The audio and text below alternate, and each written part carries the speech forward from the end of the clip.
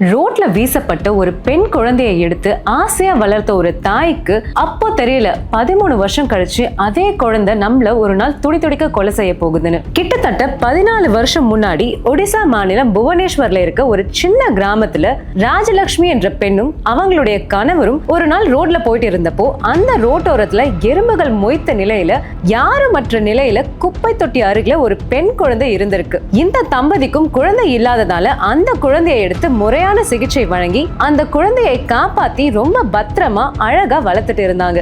இந்த குழந்தையை தத்தெடுத்து ஒரு வருடத்திலேயே ராஜலட்சுமியின் கணவர் இறந்து போயிடுறாங்க. அதுக்கப்புறம் இந்த குழந்தைக்கு தரமான கல்வியை கொடுக்க நினைச்ச ராஜலட்சுமி அங்க இருந்த புவனேஸ்வருக்கு போறாங்க. அங்க ராஜலட்சுமி ஒத்த ஆளா வேலை பார்த்துட்டே இந்த குழந்தைய அருகில் இருந்த கேந்திர வித்யாலயா ஸ்கூல்ல சேர்த்து படிக்க வச்சிருக்காங்க.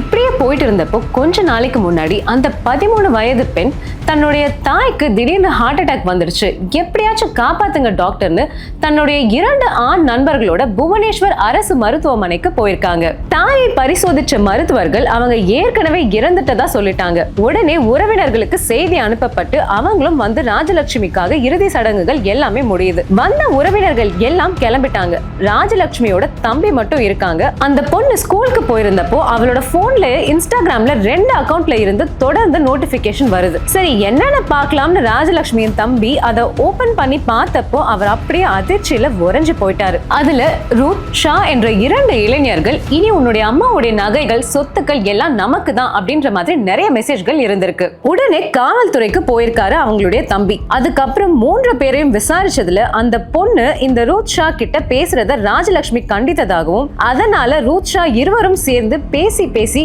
அந்த பெண்ணின் மனதை மாற்றி உன் தாயை கொலை செய்து விட்டால் நம் நட்புக்கு எந்த தடையும் இருக்காது, அவங்க சொத்துக்களையும் நீ எடுத்துக்கலாம், அதுக்கப்புறம் நீ சுதந்திரமா இருக்கலாம்னு பேசி தூக்க மாத்திரைகளை வாங்கி கொடுத்திருக்காங்க.